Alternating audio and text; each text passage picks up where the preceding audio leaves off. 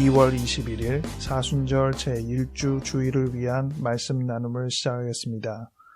오늘은 주일 성서 일과 중에서 창세기 9장 8절부터 17절 말씀, 베드로전서 3장 18절부터 22절 말씀을 가지고 왜 무지개인가? 라는 제목으로 말씀을 나누겠습니다. 2021년 표오는 멀리서 가까이, 행동 강령은 보이지 않아도 한결같이입니다. 2021년 기도문을 따라해 주시기 바랍니다. 하나님은 보이지 않지만 늘 우리와 함께 계시는 것처럼 비록 떨어져 지내는 사람들이라도 주님의 마음을 담아 그들을 기억하고 생각하고 사랑하게 하소서.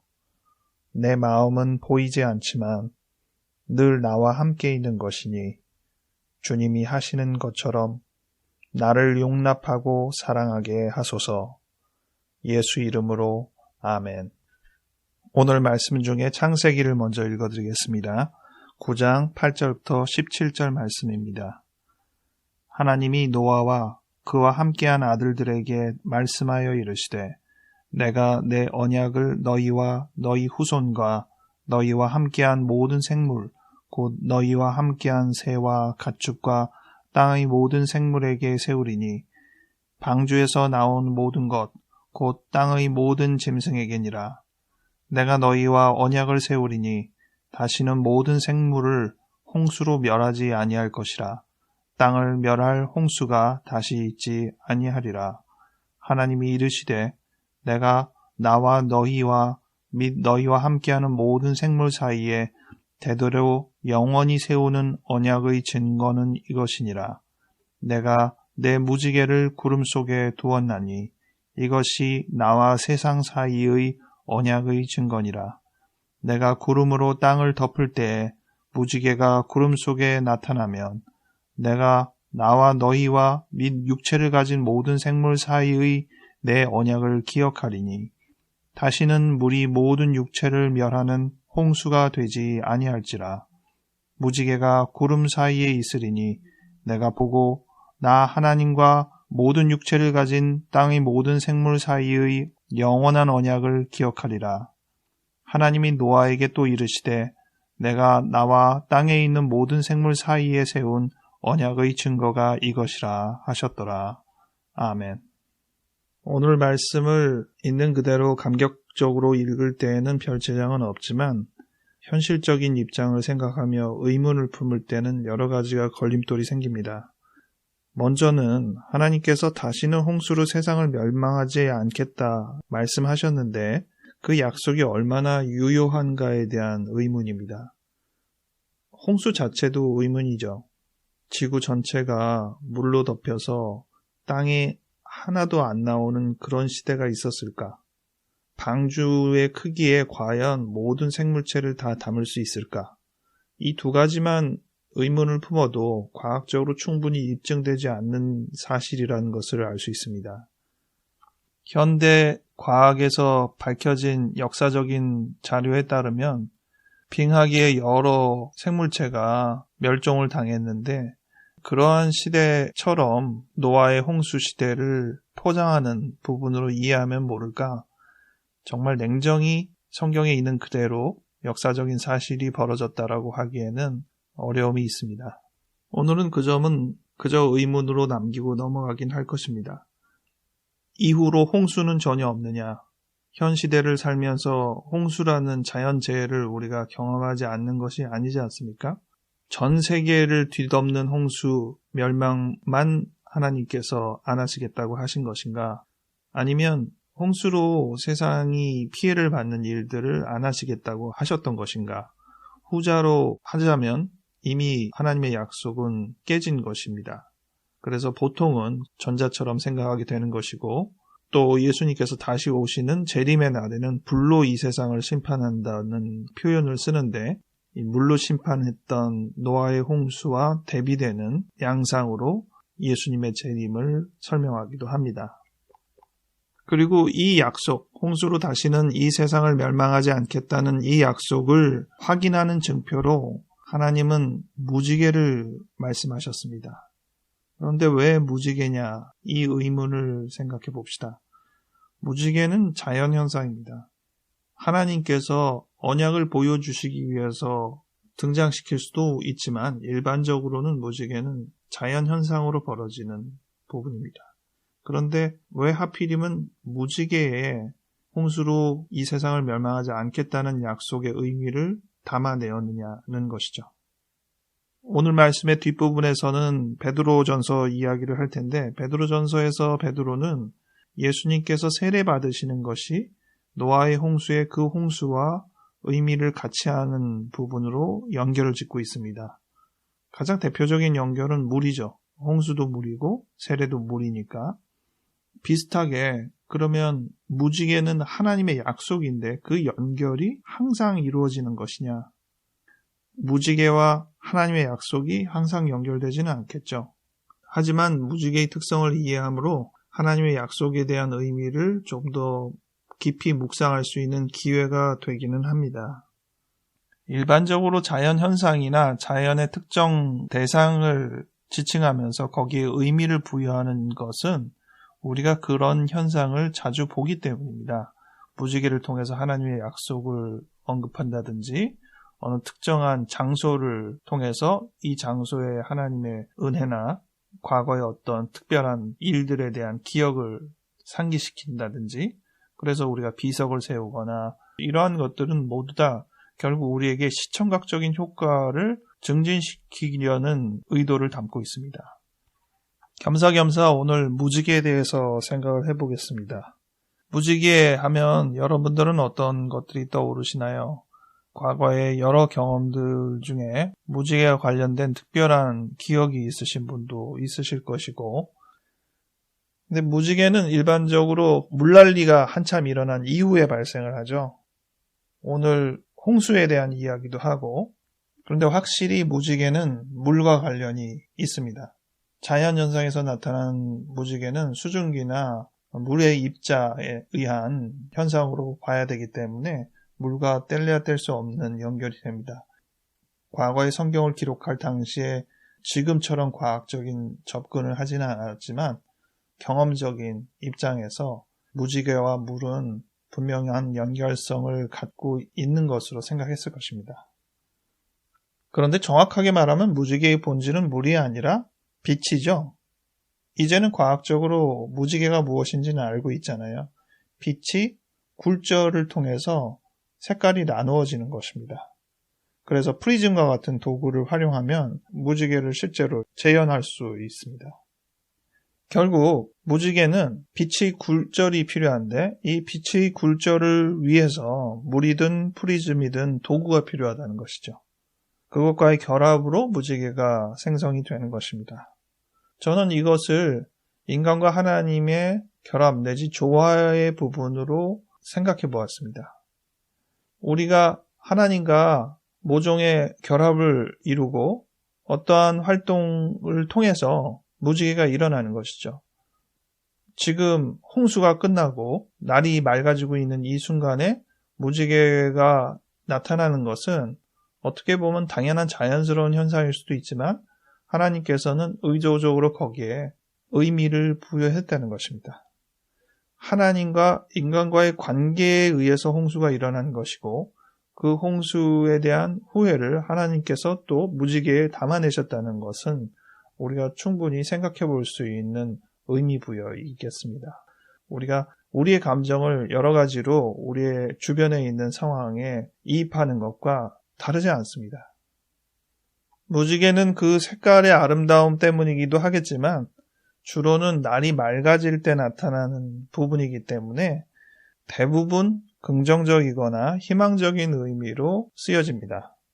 이 부분 때문에 하나님께서 다시는 홍수를 내리지 않겠다는 그 메시지를 무지개에 담은 것이 매우 자연스럽습니다. 저는 이 부분에 대해서도 의미 부여를 하게 되는데 한 알의 밀이 땅에 떨어져 죽으면 많은 열매를 맺는다는 예수님의 말씀처럼 우리 한 사람 한 사람이 물의 입자와 같은 존재라고 치면 우리 같은 입자들이 빛을 받아서 그 순간 우리는 말라서 사라지는 거잖아요. 그런데 그 상황 속에서 빛의 산란과 빛의 굴절이 일어나서 예술적인 승화를 일으키는 이 작업. 우리도 우리의 여러 가지들을 부정하고 우리를 희생함을 통해 하나님의 높으신 뜻이 또 이 땅에 펼쳐져야 할 진정한 정의와 사랑과 평화가 이루어지는 이것이 무지개의 어떤 생성 원리와도 비슷하다는 생각을 하게 됩니다. 이제는 우리가 무지개가 무엇인지 그 원리도 잘 알고 심지어는 프리즘과 같은 도구를 통해서 무지개를 만들어낼 수도 있는 상황인데 그렇기 때문에 우리는 하나님의 희망의 무지개를 더 이상 기다릴 필요가 없습니다. 우리가 필요하면 언제든지 무지개를 만들어낼 수 있잖아요.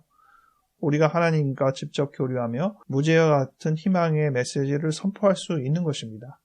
우리가 그런 역할을 하기 위해서 이 세상에 존재한다는 생각을 하게 되고 우리의 삶의 의미와 앞으로의 삶의 방향성을 생각할 때에도 무지개와 같은 상징을 통해서 우리가 어느 방향으로 가야 되는지를 더 깨닫게 할 수 있습니다. 오늘 베드로전서 말씀을 통해서도 이 부분이 좀 더 확실해지는데 베드로전서 3장 18절부터 22절 말씀 읽어드리겠습니다. 그리스도께서도 단번에 죄를 위하여 죽으사 의인으로서 불의한 자를 대신하셨으니 이는 우리를 하나님 앞으로 인도하려 하심이라.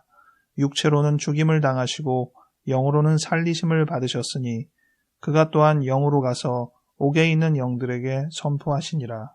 그들은 전에 노아의 날 방주를 준비할 동안 하나님이 오래 참고 기다리실 때에 복종하지 아니하던 자들이라. 방주에서 물로 말미암아 구원을 얻은 자가 몇 명뿐이니 겨우 8명이라. 물은 예수 그리스도께서 부활하심으로 말미암아 이제 너희를 구원하는 표니 곧 세례라. 이는 육체의 더러운 것을 제하여 버림이 아니요 하나님을 향한 선한 양심의 강군이라.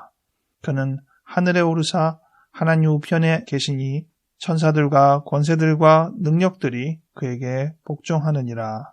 아멘. 베드로전서 오늘 본문 앞부분에 선한 양심에 대해서 선행에 대해서 이야기하고 있습니다. 16절에 선한 양심을 가지라. 이는 그리스도 안에 있는 너희의 선행을 욕하는 자들로 그 비방하는 일에 부끄러움을 당하게 하려 함이라. 선을 행하는 것과 선한 양심에 대한 이야기의 연장으로 오늘 18절부터 22절 본문이 나와 있는 것입니다. 예수께서 단번에 죄를 위하여 죽으신 것은 우리를 하나님 앞으로 인도하시기 위함이라는 것이죠. 그런데 예수님께서 영으로 옥에 있는 영들에게까지 말씀을 선포하셨다고 되어 있습니다. 제가 중고등학교 때는 이 본문을 보고 그런 지옥에까지 말씀을 전하신 건가 이 부분에 의문을 가졌었는데 우리나라 말로는 지옥을 옥이라고 써 있기 때문에 여기 있는 옥이라는 단어와 같은 사후세계 이런 부분으로 의미를 벗어나지 못했었거든요. 그런데 오늘 본문에서 옥은 말 그대로 옥입니다. 감옥입니다. 물론 그 뒤에 20절에 노아의 날 방주를 준비할 동안 하나님을 믿지 못한 사람들이 그 옥에 있다고 말씀을 했습니다. 그러니 이것만 이렇게 연결을 하면 구원받지 못하고 죽은 사람들에게 하나님이 복음을 전하셨는가? 이러한 생각을 할 수 있도록 다소간의 오해가 있을 수 있는 본문이긴 합니다. 하지만 이것들은 기본적으로 상징입니다. 왜 하필이면 노아의 날 믿지 않은 사람, 죽은 사람이 얼마나 많은데 왜 하필이면 그 본문이냐? 지금은 본문의 핵심이 홍수에 있습니다. 그래서 노아의 날 그 얘기를 하는 거예요. 왜 본문에서 홍수를 얘기하느냐? 세례를 얘기하려고 한 것이죠. 베드로는 세례의 사건이 노아의 홍수와 비견되는 사건이라고 보는 것입니다. 예수님이 이 세상을 새롭게 만들어내는 분으로 이야기할 때 제2의 아담이라고 이야기하는 것과 비슷하게 과거의 역사를 뒤덮을 새로운 역사를 쓰신 것으로 언급을 하게 되는데 베드로도 그런 의미에서 예수님의 세례를 노아의 홍수에 비견하는 사건으로 의미하고 있는 것입니다. 앞서서 우리가 무지개를 하나님의 약속으로도 보고 지금도 보면 물에 대한 이야기가 우리가 계속 나오고 있는데 이 물에 대한 의미와 가장 관련지어서 생각할 수 있는 것은 물론 홍수가 계속 언급됐지만 세례죠. 그러나 모든 물이 세례는 아니잖아요. 모든 무지개가 하나님의 약속은 아니고 하지만 반대는 맞습니다. 모든 세례는 물이죠. 그리고 모든 하나님의 약속은 무지개인 것이거든요. 그래서 우리가 물의 습성이나 무지개의 습성을 통해서도 우리가 깨달을 수 있는 지혜가 생깁니다. 오늘 이 본문을 통해서 우리에게 얘기하고자 하는 것은 노아의 홍수에 비견하는 어떤 역사적인 사건처럼 우리가 그 물을 지나감을 통해서 새로운 세상에 우리가 참여하게 된다는 것인데, 그것이 단순히 죄를 씻어내는 그러한 입장으로의 의미는 아니라는 거예요. 선한 양심이 하나님께 새롭게 출발해내는 그것에도 의미가 있다는 것입니다. 우리가 깨끗해졌다는 게 중요한 게 아니라 우리 안에 새로운 새싹이 출발하고 있다는 것이 더 중요하다는 것이죠. 우리는 하나님을 통해서 우리의 과거의 모든 죄가 씻어졌다는 걸 믿긴 하지만 현실에서는 우리가 여전히 죄인임을 부정할 수가 없습니다. 그럼 그 괴리를 우리가 어떻게 하나요? 차라리 오늘 본문처럼 우리가 하나님을 만나고 구원받는 것은 우리의 모든 죄의 요소가 다 사라졌다라는 식으로 포장하는 것이 합리적이지 않고요. 실제로도 그렇고 오히려 우리 안에 선한 양심이 새로 태어나서 그것이 무럭무럭 자랄 수 있는 새로운 출발의 기회를 맞았다는 것이 더 맞는 말일 것입니다. 그렇다면 우리가 해야 될 것은 분명합니다. 우리의 죄된 요소의 제한에도 불구하고 우리의 선한 양심과 선행이 무럭무럭 자랄 수 있도록 우리가 노력을 해야 되는 것입니다. 그것을 위해서 우리는 매일같이 죽음을 경험합니다. 한 알의 밀이 땅에 떨어지는 것과 같은 우리의 작은 물 입자가 빛을 통해서 산란하여 없어지는 것과 같은 그러한 인생의 경험을 무수하게 반복해야 합니다. 우리가 새로운 세상을 만들어내야 합니다. 새롭게 출발해야 됩니다. 다시 반복해야 합니다. 이 반복에 중요한 방점이 있습니다.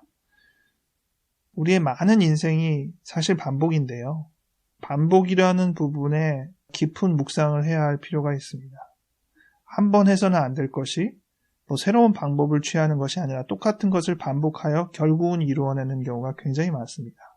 한 번 씻으면 깨끗해지지 않는 것이 새로운 세제를 필요로 하거나 하는 것이 아니라 또 씻는 겁니다. 잘 안 열리는 뚜껑, 새로운 방법이 필요하거나 새로운 도구가 필요한 것이 아닙니다. 계속 반복해서 돌리고 하다 보면 어느 한순간 열리는 것입니다. 우리가 하는 반복의 작업이 어떤 의미를 갖는지 다시 생각해 볼 수 있는 좋은 기회입니다. 이 홍수와 세례를 언급하게 되는 이유는 지금 사순절 시작이기 때문입니다. 이 세례를 거치고 예수님께서 40일 동안 금식하는 그 시간을 기념하여 우리가 사순절을 지키기 때문에 우리가 지금 그 순간으로 그 경험을 우리가 반복하면 좋겠습니다. 예수님과 함께 우리가 세례를 받고 이제 또 40일 동안 우리의 삶을 침묵의 순간으로 세상과 괴리되고 하나님과만 같이 하는 우리의 죄악과 우리의 쓴뿌리를 낱낱이 직면하는 가장 큰 싸움은 자기 자신과의 싸움인 그 순간으로 우리를 몰고 가는 것입니다. 그것을 지나가야 하나님의 나라가 가까이 왔다고 부단히 외칠 수 있는 것이기 때문입니다. 이 기회를 통해서 우리가 또 다른 무지개를 발산할 수 있는 새로운 장이 열리기를 기대합니다. 기도하겠습니다. 하나님 아버지, 사순절을 맞이하며 본문에 나타난 홍수의 의미, 세례의 의미를 다시 한번 생각해보고 있습니다. 하나님, 우리가 이 사순절을 지나가며 예수님께서 세례를 받으시고 40일 동안 금식하셨던 것처럼 우리의 삶을 다시 한번 정비하고 반복하여 하루, 이틀, 3일, 4일, 40일까지 계속적으로 다시 우리를 단련하고 재고하는 시간이 되게 도와주시옵소서. 이 기회를 통해서 우리가 가져야 될 새로운 마음을 깨닫게 하시고 부단히 노력할 수 있는 선한 양심과 선한 행동의 출발이 되게 도와주시옵소서. 많은 걸림돌이 있지만 반복하는 것으로 우리가 이 하나하나를 이겨낼 수 있도록 도와주시옵소서. 우리를 인도하여 주실 줄 믿사옵고 예수 이름으로 아멘.